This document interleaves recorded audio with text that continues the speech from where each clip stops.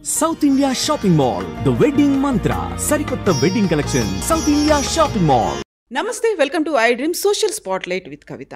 Pahalgam attack తర్వాత భారత సైన్యం ప్రెసిషన్ స్ట్రైక్స్ చేసింది. ఆ తర్వాత పిక్చర్ అభి బాకీ హై అనుకుంటూ ప్రతి ఒక్కరూ ఎదురు చూశారు. యుద్ధం వస్తుంది అనుకున్నారు, పీఓకేని స్వాధీనం చేసుకుంటామనుకున్నారు, ఎట్ ద సేమ్ టైం పాక్కి బుద్ధి చెప్తామనుకున్నారు.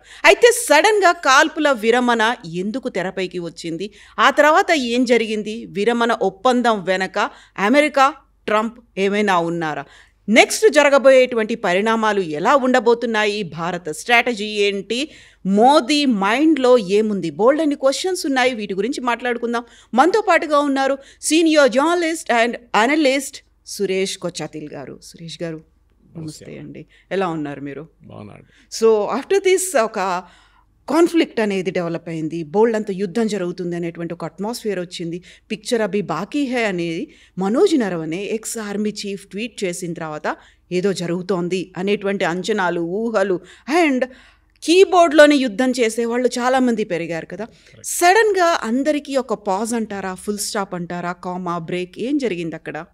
ఒక యుద్ధం అంటే ఎండ్ దాకా నడవదండి, నడుస్తూనే పోతుంది. మనం యుక్రెయిన్ రష్యా వార్ చూస్తున్నాం.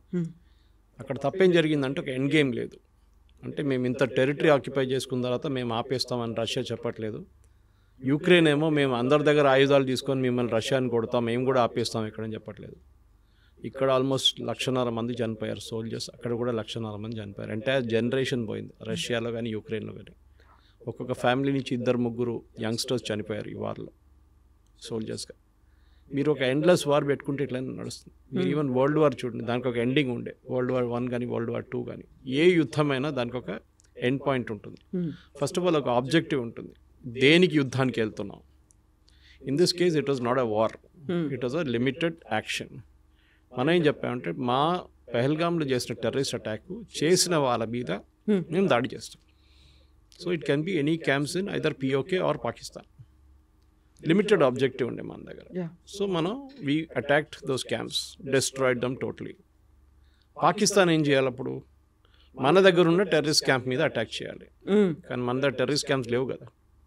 సో వాళ్ళు ఏం చేశారు, మన మీద ఉన్న సివిలియన్ ఏరియాస్ కానివ్వండి, మిలిటరీ బేసెస్ మీద దాడి చేయడం మొదలుపెట్టారు. డ్రోన్లు వాడారు, మిసైల్ వాడారు, అన్నీ వాడారు. అండ్ అమేజింగ్లీ వెల్ మన డిఫెన్స్ మెకానిజం చాలా బాగా పనిచేసింది. మీరు చూసుంటారు, ఫస్ట్ టైం మనం బ్యాటిల్ టెస్ట్ చేసాం చాలా ప్రోడక్ట్స్ని.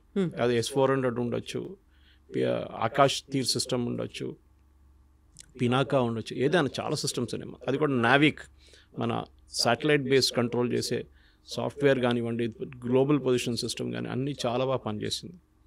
దాని వెనుక మొత్తం బయటకు వచ్చి అందరు మాట్లాడారు, కానీ చాలామంది మాట్లాడుతున్నారు, ఎస్పెషల్లీ ప్రైవేట్ సెక్టర్ వాళ్ళు హెల్ప్ చేస్తున్నారు, మాట్లాడుతున్నారు. వాళ్ళ ప్రోడక్ట్స్ రేపు అమ్మాలి కదా వాళ్ళకు, దానికోసం. కానీ ఏం జరిగింది అప్పుడు?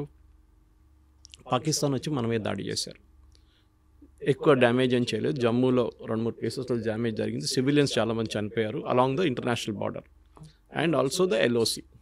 ఎందుకంటే అది రెగ్యులర్ అక్కడ నడుస్తూనే ఉంటుంది. సో వాళ్ళు ఫైరింగ్ చేస్తుంటారు బార్డర్ నుంచి, మనం కూడా ఫైరింగ్ చేస్తూనే ఉంటాం. అది ఇప్పుడు కాదు, ముందు కూడా నడుస్తుంది. కానీ మన దగ్గర మనకు వీ లాస్ట్ 5 సోల్జర్స్ టెక్నికలీ. అంటే BSF వాళ్ళు కానీ ఎయిర్ ఫోర్స్ నుంచి ఒక 5 మంది చనిపోయారు. ఆబ్జెక్టివ్ అచీవ్ అయిపోయిందా? కాదు. పాకిస్తాన్ మీద దాడి చేశారు కదా, మనం ఊరుకుంటే వాళ్ళేమనుకుంటారు మనం ఏం చేయట్లేదని చెప్పి. So what we did was or 9th రోజు 8th రోజు morning, that is we attack the Pakistani bases. ఈసారి టెర్రరిస్ట్ క్యాంప్స్ కాదు, we hit the Pakistani air force bases స్ట్రాటజిక్గా. సర్గోడా ఉండొచ్చు, జకోబాబాద్ ఉండొచ్చు, మిగతా చాలా చోట్ల మనం అటాక్ చేసాం, 7 to 8 ప్లేసెస్. దాంట్లో చాలా డ్యామేజ్ జరిగింది పాకిస్తాన్కి, పెద్ద డ్యామేజ్ జరిగింది. అది ఎందుకంటే బేసిక్లీ వాళ్ళు అనుకోలేదు మనం ఇట్లా హిట్ చేస్తామని. ఫస్ట్ ఆఫ్ ఆల్ మనం ఏం చేసామంటే టెక్నికలీ వాళ్ళ ర్యాడర్స్ని జామ్ చేసి పడేసాం మనం. వాళ్ళు చైనీస్ ర్యాడర్ వాడతారు, దాన్ని మొత్తం జామ్ చేసి పడేసాం మనం. జామ్ చేసినప్పుడు ఏమైందంటే ఈ జామింగ్తో మన ఎయిర్క్రాఫ్ట్ ఈజీగా ఎంటర్ చేయగలిగింది. అంటే we never cross the border by the way. మన సుఖాయిస్ కానివ్వండి, మన రఫేల్ కానీ, we never cross the border దగ్గర ఉండి ఫైర్ చేసాం. మన దగ్గర ఉన్న మిసైల్స్, అది ఏదైనా స్కాల్ప్ ఉండొచ్చు, అది హార్పూన్ ఉండొచ్చు, లేకుంటే చాలా మిసైల్స్ ఉన్నాయి మన దగ్గర. ఇజ్రాయలీ ప్లస్ కన్వెన్షన్ మనం తయారు చేసిన దాన్ని కూడా ఉంటుంది. It cause substantial damage Pakistan భయపడ్డారు. నెక్స్ట్ వాళ్ళకి తెలుసు మనం ఏం హిట్ చేస్తాం. ఇక్కడ దగ్గర మన దగ్గర చాలామంది ప్రేక్షకులు స్పెషల్లీ మీరు చెప్పిన కీబోర్డ్ వారియర్స్కి తెలియదు పాకిస్తాన్ న్యూక్లియర్ అసెట్స్ని కొట్టాలి మనం అన్నారు. అర్థం చేసుకుంటున్నారు. పాకిస్తాన్ ఒక్క న్యూక్లియర్ అసెట్ కొట్టేస్తే మన ఎంటైర్ రాజస్థాన్ ఖాళీ చేయాల్సి వస్తుంది రేపు. Because that entire radiation Rajasthan వైపు వస్తుంది, గుజరాత్ వైపు వస్తుంది, పంజాబ్ వైపు వెళ్తుంది. బార్డర్స్ అన్ని ఎఫెక్ట్ అవుతాయి. కంప్లీట్ బార్డర్ ఏంటి, even entire half of Rajasthan మీరు నెక్స్ట్ 5000 yearsకి వాడలేరు. అంత దరిద్రంగా ఉంటుంది. ఆ పొజిషన్కి వస్తే చెర్నోబిల్లో చూసాం మనం ఏం జరిగిందని. Something similar to Chernobyl would happen here. That was a nuclear plant, it's a nuclear attack. మనకి పాకిస్తాన్కి ఒక ఒప్పందం ఉంది, అది కూడా ప్రేక్షకులు చాలామంది తెలియదు. That we have signatory every January 1st of every year మనం ఒక లిస్ట్ ఎక్స్చేంజ్ చేసుకుంటాం. మా దగ్గర ఉన్న న్యూక్లియర్ అసెట్స్ ఈ ప్లేసెస్లో ఉన్నాయి, మీరు దీని మీద దాడి చేయకూడదు. పాకిస్తాన్ ఒక లిస్ట్ ఇస్తారు, మనం వాళ్ళకు ఒక లిస్ట్ ఇస్తాం. ఫర్ ఎగ్జాంపుల్ మన దగ్గర అపార్ట్ ఫ్రమ్ మిసైల్స్ మన దగ్గర చర్లపల్లిలో న్యూక్లియర్ ఫ్యూయల్ కాంప్లెక్స్ ఉంది.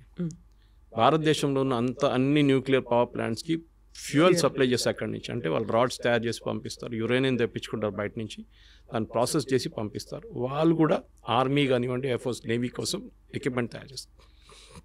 సో మీరు ఆ లిస్ట్ ఇచ్చినప్పుడు మీరు దాని మీద దాడి చేస్తారా? చేయరు కదా, చేయకూడదు.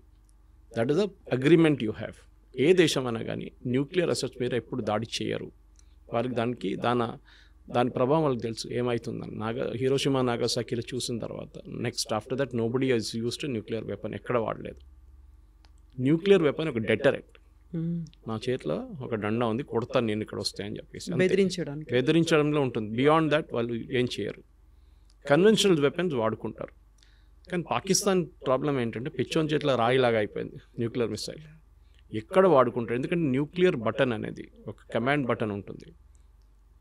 న్యూక్లియర్ మిసైల్ ఫైర్ చేయాలంటే ఏదో ఒక ప్రెస్ చేయడం కాదు, it goes right from political leadership నుంచి. భారతదేశంలో ప్రైమ్ మినిస్టర్ దగ్గర ఉంటుంది.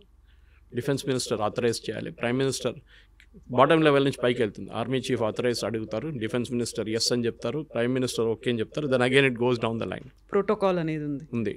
పాకిస్తాన్లో లేదు. పాకిస్తాన్లో ద సివిలియన్ ప్రైమ్ మినిస్టర్కి ఎప్పుడు అథారిటీ లేదు. ఇప్పుడు కాదు, ఇప్పటి నుంచో అయూబ్ ఖాన్ టైం నుంచి పర్వేజ్ ముషర్రఫ్ దాకా ఎవరికి అథారిటీ లేదు. ఇప్పుడు అసిమ్ మునీర్. ఇప్పుడు చూడండి మీరు ఆ రోజు మన మార్కో రూబియో మాట్లాడినప్పుడు he spoke to Asim Munir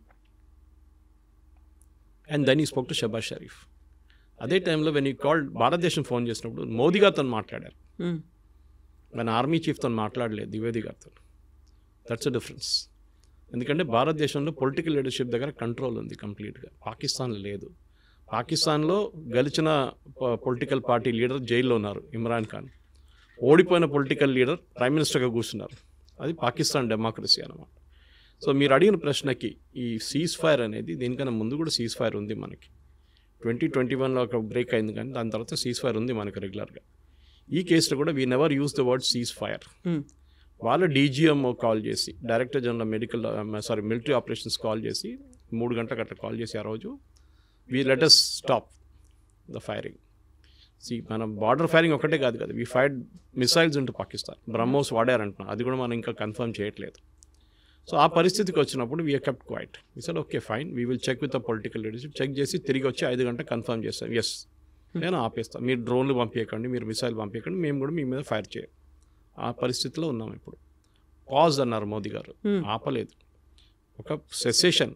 రేపు మన మీద భారతదేశంలో పాకిస్తాన్ నుంచి వచ్చిన వాళ్ళు ఎవరైనా దాడి చేస్తే we will hit back again, the war will start. War అని మనం ఇంకా డిక్లేర్ చేయలేదు దాన్ని, యుద్ధం అని ఎక్కడ చెప్పలేదు. మనం లిమిటెడ్ ఎంగేజ్మెంట్ అంతే, చాలా క్లియర్గా చెప్పాం. మనం ఫస్ట్ ప్రెస్ కాన్ఫరెన్స్ మీరు గుర్తుంటుంది, కర్నల్ సోఫియా ఖురేషి కానివ్వండి, wing commander Vyomika Singh and foreign affairs secretary mystery గారు ఉన్నప్పుడు వాళ్ళు క్లియర్గా చెప్పారు, నాన్ ఎస్కలేటరీ అని ఒక వర్డ్ వాడారు. అంటే ఇక్కడే ఆపేస్తున్నాం, దీనికన్నా పైకి వెళ్ళట్లేదు, మేము అయిపోయింది, మా ఆబ్జెక్టివ్ కానీ మీరు మళ్ళీ మా మీద వచ్చి దాడి చేస్తాం, మళ్ళీ మేము చేస్తాం. సో పాకిస్తాన్ చేసిన తప్పది. వాళ్ళకి ప్రాబ్లం ఏంటంటే వాళ్ళ దగ్గర టెర్రరిస్టు ఆర్మీ కలిసి ఉంటారు ఎప్పుడు.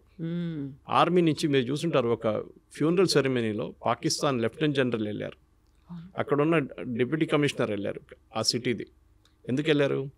One of the terrorist killed was a senior army officer. కానీ వీళ్ళేం చేస్తారంటే ఈ ఆర్మీ ఆఫీసర్ని టెర్రరిస్ట్ క్యాంప్కి డెప్యూట్ చేస్తారు ట్రైనింగ్ కోసం. మనం ఆ రోజు కొట్టినప్పుడు ఈయన మీద పడ్డది బాంబు వచ్చి 3 చనిపోయారు. సో దానికోసం ఆయన కాఫిన్ మీద మీరు చూసుంటారు ఫ్లాగ్ ఉండే, పాకిస్తానీ జెండా. That is it. And funeral, state funeral ఇచ్చారు వాళ్ళు. సో స్టేట్ ఫ్యూనరల్ టెర్రరిస్ట్కి ఇవ్వరు. మన మీడియా కూడా తప్పు చేశారు దాంట్లో. స్టూడెంట్ టెర్రరిస్ట్కి ఫ్యూనరల్ ఇస్తుంది. టెర్రరిస్ట్ కాదు, they are Pakistani army officers. వాళ్ళు టెర్రరిస్ట్గా బిహేవ్ చేస్తున్నారు, టెర్రరిస్ట్ క్యాంప్లో ఉంటున్నారు, వాళ్ళకి ట్రైనింగ్ ఇస్తున్నారు, అన్నీ వాళ్ళు చేస్తున్నారు. కానీ ఆ రోజు వాళ్ళ బ్యాడ్ లక్ ఏంటంటే ఆ బాంబ్ వాళ్ళు అక్కడ ఉన్నారు ఆ టెర్రరిస్ట్ క్యాంప్లో. సో డెఫినెట్ అక్కడ మనం ఆపేస్తాం. సో మన ప్రేక్షకులు అర్థం చేసుకోవాలంటే యుద్ధం అనేది చాలా ఎక్స్పెన్సివ్ ప్రాసెస్. కోట్లు ఖర్చు అవుతుంది. ఒక SU-400 నుంచి ఒక మిసైల్ ఫైర్ చేస్తే మనకి ఎన్ని $500,000 పోతుందా, $1 million పోతుందా, లేకుంటే ఎన్ని కోట్లు, 10 కోట్లు పోతుందా, 15 కోట్లు పోతుందా అని చూడాలి. మనం ఏదో ఫ్రీగా కాదు కదా. మనం ఒక్కొక్కసారి రష్యా దగ్గర తెప్పించుకుంటే దాని ఎక్విప్మెంట్ మనం మొత్తం 5 దానికి $5.2 billion కట్టాం మనం. దాంట్లో బ్యాటరీస్ 45,000 కోట్లు దాకా బ్యాటరీస్ ఫైర్ చేసే బ్యాటరీస్ ఉండొచ్చు. ఏదైనా ఇప్పుడు మీరు ఇజ్రాయలీ ఐరన్ డోమ్ చూడండి. ఐరన్ డోమ్ నుంచి ఫైర్ చేసిన ఒక మిసైల్కి కాస్ట్ ఇస్ $1 million.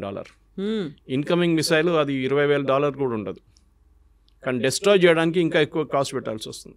సో మనం దానికన్నా ఆకాష్ తీర్ వాడాం. It's lesser cost. ఇప్పుడు కొత్త టెక్నాలజీలో ఈవెన్ ఇజ్రాయెల్ టెస్ట్ చేస్తున్నారు, మనం కూడా టెస్ట్ చేస్తున్నాం. లేజర్ వాడుకుంటున్నాం. అంటే మీకు ఫిజికల్గా ఏం ఫైర్ చేయట్లేదు, లేజర్తో డిస్ట్రాయ్ చేస్తున్నారు దాన్ని, ఇన్కమింగ్ మిసైల్ని. సో కాల్పు విరమణ అనేది ఇట్స్ అ ప్రాసెస్. మోదీ గారు చెప్పిన దాని ప్రకారం ఇక్కడైనా ఇప్పటి నుంచి మన మీద దాడి చేస్తే, పాకిస్తాన్ నుంచి వచ్చిన తీవ్రవాదులు మన దగ్గర వచ్చి కాశ్మీర్ కానివ్వండి మిగతా ఎక్కడైనా వచ్చి దాడి చేస్తే we will start again. So ఒక భయం, దీనికన్నా ముందు ఈ భయం లేకుండే పాకిస్తాన్కి. ఇప్పుడు వాళ్ళు చేస్తారా, చేయరు. ఎందుకంటే వాళ్ళకి తెలుసు మన కాల్పు విరమణ చేసింది ఈ కండిషన్ మీద. ఇది వైలేట్ చేస్తే మళ్ళీ మేము స్టార్ట్ చేసేస్తాం, మళ్ళీ మమ్మల్ని తప్పు పట్టకండి. This is what it is.